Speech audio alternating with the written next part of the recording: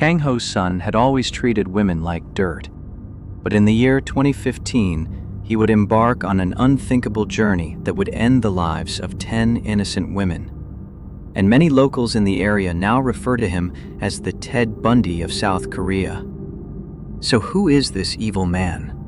How did he get away with murder 10 times? And who were his undeserving victims? But before we get into it, I wanted to thank for sponsoring today's video. To those of you who've been here for a while will know that I've been using Noom for several months now. And being real with you, it's been instrumental in helping me keep in good shape, especially through those winter months. Noom is not a diet. It's a digital health platform that uses science, psychology, and cognitive behavioral therapy to help you achieve a healthy yet sustainable and enjoyable lifestyle. Noom teaches you how your mind works with food and the reasoning behind the decisions that you make, because learning and not dieting is what leads to real, lasting change. Outside of its courses, I also use Noom to record my water and calorie intake, measure my eating habits, and track my body composition. I am also much more alert and feel a lot better about myself than I used to. If you're ready to create some new habits that can help you reach daring new milestones this year, then take your free 30-second quiz today at noom.com/coffeehousecrime or click the link in the description to get started now. That's noom.com/coffeehousecrime. Now, with that said, pull up a seat, grab a coffee, and sit back. This is the case of Kang Ho-Sun. Our story today takes us over to East Asia, to the bustling country of South Korea. When you think of South Korea, the vibrant city of Seoul often springs to mind. Seoul is South Korea's capital city, and over half of the country's population live here within its national capital area. Also known as the Gyeonggi region, a densely crowded metropolis which is rich in culture and business.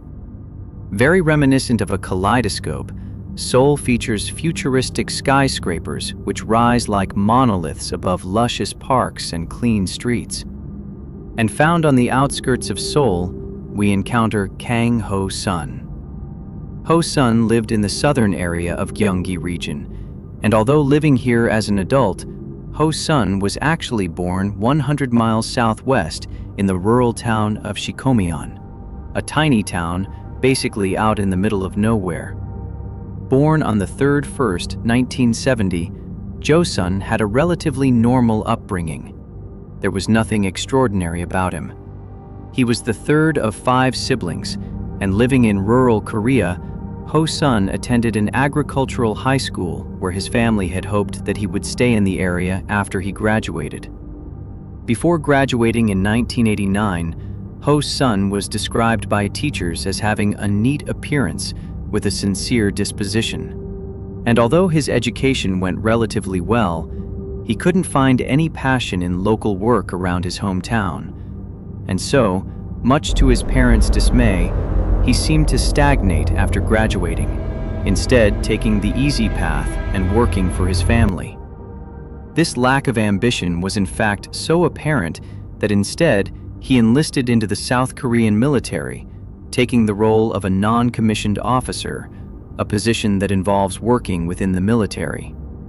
However, this role would be brief, as in true country boy fashion, Ho-Sun was dishonorably discharged after he was caught stealing cattle while on vacation, thus ending his military career less than 2 years after joining. In the years following 1991, Ho-Sun would pass from job to job, mostly earning his living as a truck driver, and not long after, he would eventually meet his first wife.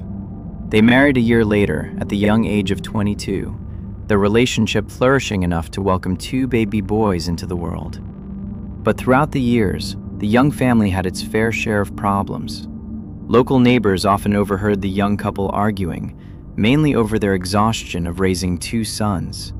And, unfortunately, this situation would end in their divorce shortly after the birth of their second son. After divorcing his wife in 1998, Ho-Sun took the opportunity to move up north to a small town named Bibongmyeon, found in the Gyeonggi region. The decision was made that he would take both of his sons with him, and with his wife out of the picture, Ho-Sun wanted to fully leave his previous life behind. He hated living in the countryside, and he wanted to give his sons a different, more modern upbringing. It was during these first couple years up north that Ho-Sun eventually met and fell in love with another woman. And once again, he was very quick to marry the new love of his life. And just like clockwork, Ho-Sun's second wife fell pregnant, resulting in many arguments between the two.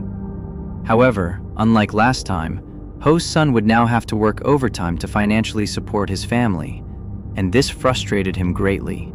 I'm sure you can already guess where this is going. His son didn't stick around. He asked for a divorce, left his pregnant wife, and took his two sons with him. He also took the second failed marriage as a sign to improve himself, but first, he needed more sustainable work.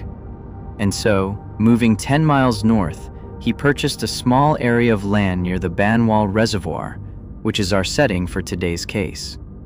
Raising a small number of livestock on his land, Ho-Sun became somewhat of a farmer, looking after pigs and cattle, along with a few chickens and bees. And to add to this, he also made it a habit of his to pick up stray dogs whenever he came across one. However, this act is not as innocent or kind as it seems. Let me elaborate. This is one of Ho-Sun's most famous pictures. It's one of him with a Siberian husky, and his actions following this image are much darker than one would imagine. Being a farmer, Ho-Sun would have no issue in killing livestock. But very disturbingly, he eventually found new and very dark ways of doing it. And tragically, even these stray dogs would meet their end in his hands. In another picture with this dog, Jo-sun is seen wearing blue rubber gloves, and his reasoning is malicious. As soon after this husky dog found itself on his dinner table, it is well documented that many serial killers begin their morbid curiosities with animals, and Ho-Sun was no exception, as a lot of the animals in his care eventually became his victims. Owning a small farm financially supported Ho-Sun for several years, and in the early 2000s, he would somehow meet another woman who he once again hastily married. And luckily, this one didn't result in any children, but arguments would once again become a staple in their household, and the new Mrs. Kang found Ho-Sun unbearable to live with, which resulted in divorce number 3. Although very likely his fault, all of these divorces had given Ho-Sun a very negative view on women. He was miserable with his love life, resented women for rejecting him, and hated his former wives for leaving him to raise their children all alone. It was during this time of despair that Ho-Sun met his fourth wife, Hae-jin. And although Ho-Sun held a distorted view on women, he somehow managed to convince this one to marry him. That's not to say that Ho-Sun was socially reclusive, as he was often described as both friendly and very charming, being able to smooth talk his way in or out of any situation. And of course, this gave him an advantage with women. Hae-jin happened to be a business owner herself, managing a massage parlor where she offered services along the lines of Thai and sport massages. And Ho-Sun found this to be particularly attractive, as previously, he was the only one to earn money in his relationships. It helped so much that Sun found himself learning a few things from his wife and taking up regular work within her massage parlor. Of course, on the side of upkeeping his own farm. So at least for Ho-Sun, maybe the lucky number was 4. Things seemed to be going very well for the couple. Not only did they resonate off each other's personalities, but they also functioned very well together and learned new skills from each other. More or less, things seemed perfect. And that very much was the case until tragedy struck the young family in October 2005. On the 10/30/2005, Ho-Sun was tending to his livestock, as was the usual for every other day. Hae-jin had plans to see her mother for the afternoon, and not living far from the farm, she picked her up before the two headed out for some coffee. The two soon enough returned to her mother's home, and walking in, nothing seemed out of the ordinary, business as usual.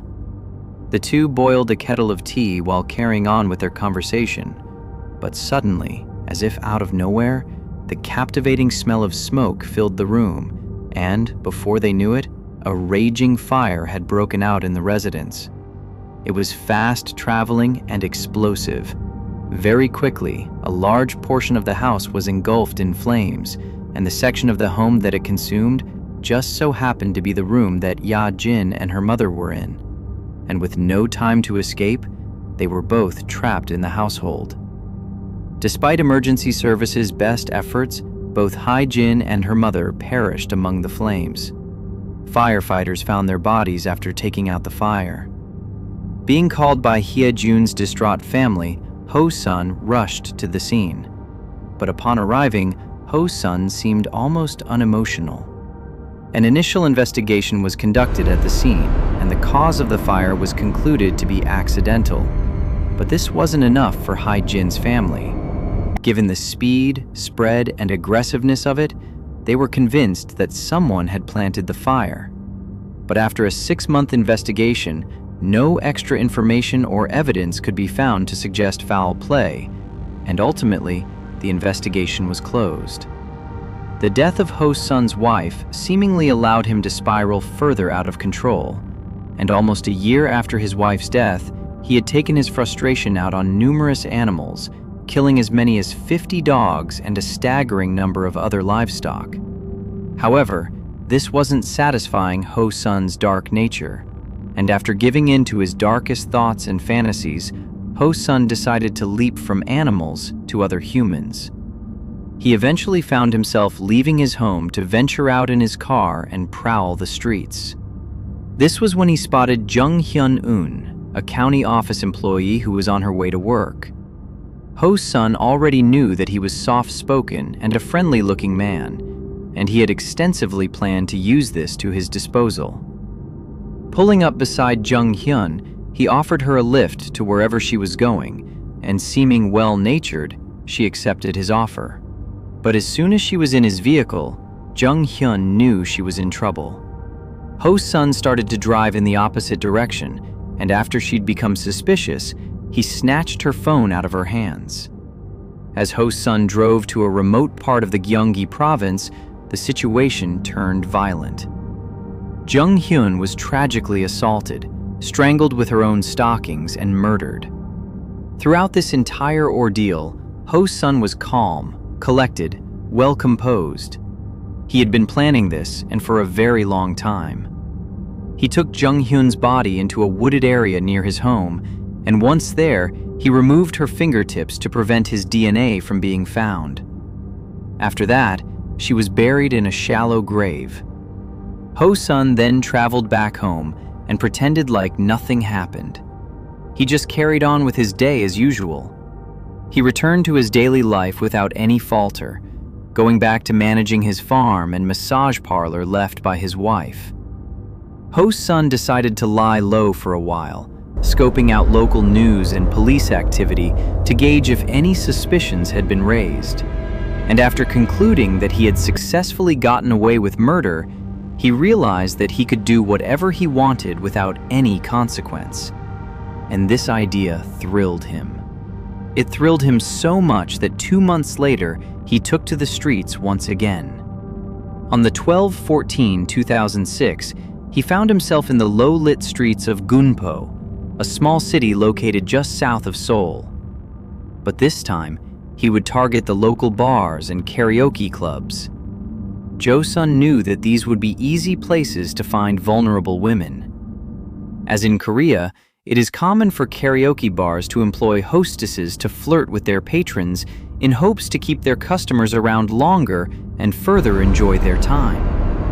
Hostesses generally offer patrons nothing more than their own time, but it is at their own discretion what other services they may give once their shifts are over. It is here that Ho-Sun met 45-year-old Kyung-mi Bae, and after catching her attention at the bar, the two shared a couple of drinks together. But Ho-Sun was watching his drink limit so he could remain sharp for his plans later. And once the night was over, Ho-Sun used his charm to lure her back to his car, with the promise of a few drinks back at his place. And tragically, Kyung-mi accepted. She got into the passenger seat of his car, and the two drove off. And much in the fashion of his first victim, she was taken to a dark, uninhabited area, overpowered, and then assaulted. And there was no change to his plans, as, just like his first victim, she unfortunately met the same fate. Both of these murders painted a very morbid picture of Ho-Sun's life moving forward. He had found himself a new sick passion. He felt it gave him great power, and he wanted more. Targeting vulnerable women was his new favorite game, often picking on hostesses or women alone at bus stops. He would frequently charm them with his unmenacing appearance while talking about his sons and showing pictures of himself with cute dogs, essentially playing on a gentle disposition. Because after all, who'd expect a poor widowed father with 2 sons and who rescues dogs to be someone to avoid? This kind of seduction has been used by serial killers in the past, most notably by American serial killer Ted Bundy. Ted's unassuming and attractive appearance masked his true intentions when approaching his victims, a facade that ended in over 30 counts of homicide, and most likely even more. As with most serial killers, if they aren't caught, they won't stop. And this was no different for Ho-Sun. His murderous killing spree continued. Just 10 days after murdering Bae and disposing of her body, Ho-Sun once again took to the streets of Suwon, a city even closer to his hometown, and stalking the entertainment district of the city, he eventually found his next victim, a karaoke bar hostess named Sung-ah Park. Sung-ah humored this strangely charming man, and throughout the evening, Ho-Sun had manipulated his way into a place of trust with the hostess. They agreed to talking over drinks elsewhere, but Ho-Sun was only going through the motions to get what he desired. He wanted Sung-ah in his car, then assault, then strangulation, and then the woods. And unfortunately for Sung-ah, that is exactly what he achieved. How long was Ho-Sun going to get away with this? All of which was for a fleeting thrill. I wish I could tell you that his reign of terror ended here, and I also wish that I could tell you that he would be caught very soon.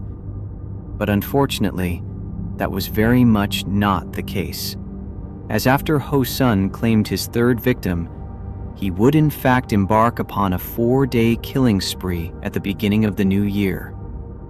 It all started on the 1st, 2007, with Jung-Ja Park, a 52-year-old office worker, and after that, Hae-Young Kim, who was a 37-year-old karaoke bar hostess, followed on January 6th. And next, on January 7th, was Mi Young-Young, a 21-year-old university student. By the morning of the 1st/8th, 2007, a total of 7 women had fallen to the hands of Kang Ho-Sun. Every single one of them was charmed with his good looks and smooth talking, and led into a false sense of security. He never appeared or acted how you'd expect a serial killer to behave. Yet here he was, time after time, getting away with murder. And in sudden fear, Ho-Sun grew scared. He decided to lie low until investigations blew over, likely noticing that his increased appetite had generated too much of a pattern. He focused on his finances instead, because rather conveniently, his wife had an active life insurance policy during the time that she died, and now was as good time as ever for him to make his claim. It turns out that Ho-Sun had taken out life insurance and officially filed his marriage with his late wife only 5 days prior to the fire that killed her.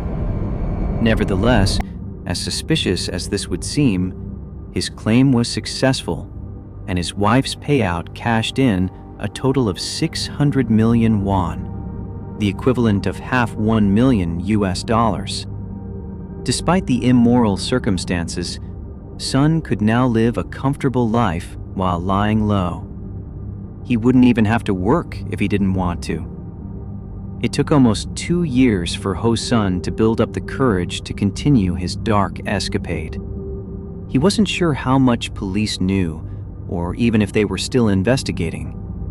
But in November 2008, Ho-Sun would finally strike again, and his process was exactly the same as before. His first target was a 48-year-old housewife who lived nearby in Suwon, and on the November 9th, she unfortunately met her end. And the very next month, on the December 19th, young Oh Ka-an turned out to be the youngest of his victims. She was 19 years old and a university student in Ansan.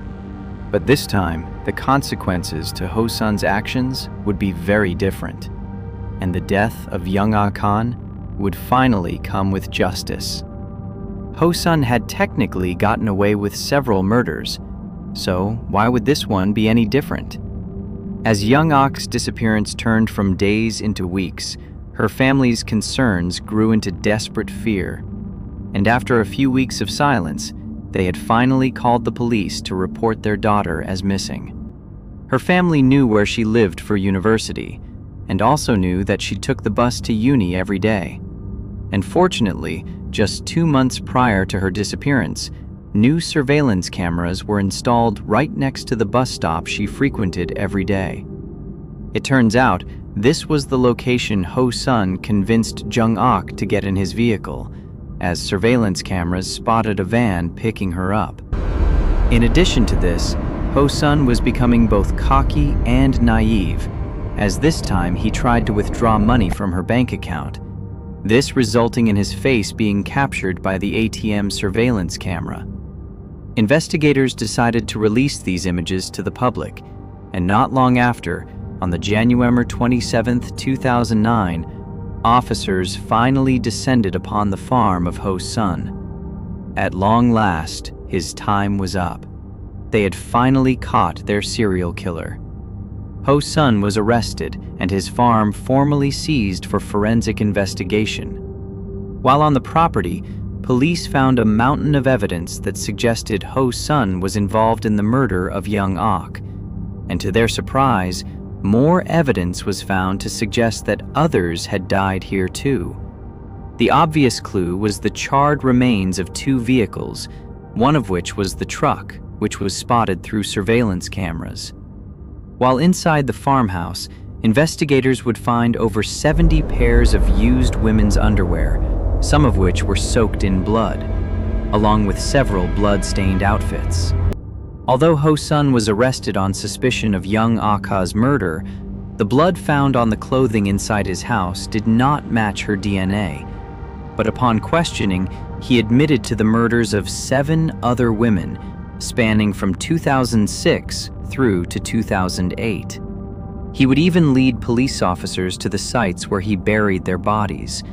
And for his trial, he was taken to these locations to reenact the crime scenes, where he further elaborated on the details of his crimes. Ho-Sun was almost cocky when talking about these murders, and even found it humorous how he was caught. And Ho-Sun's troubles didn't stop there, as police once again opened up an investigation into the death of his wife and mother-in-law. Given the nature, Ho-Sun's case was extremely popular across national media, and the revelation of Ho-Sun's face was a point of much controversy amongst human rights activists. Many argued that Ho-Sun's face should not have been revealed to the public, and instead should have stayed anonymous through his conviction. In fact, this notion was so prominent that his case ended up changing the law in South Korea, and is the reason that criminals' identities are kept out of the public's eye in order to protect their families. Following his conviction, Kang Ho-Sun formally pleaded guilty to the murder of 8 women, but he denied murdering his wife or his mother-in-law. In trial, he expressed that he felt no remorse in his actions towards these women, and spoke about them as if they were merely pawns for his own desire. He evidently saw all women as a means of self-gratification and pleasure, and this was evident through his multiple wives, mistresses, and girlfriends. All of them were disposable to him.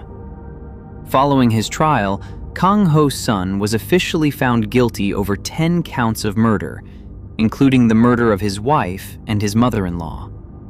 He was also found guilty over 1 count of arson, and with capital punishment still legal in South Korea, on the January 22, 2009, he was officially sentenced to death for his crimes. However, with South Korea's last execution in 1997, it is unlikely that Ho-Sun will officially be executed.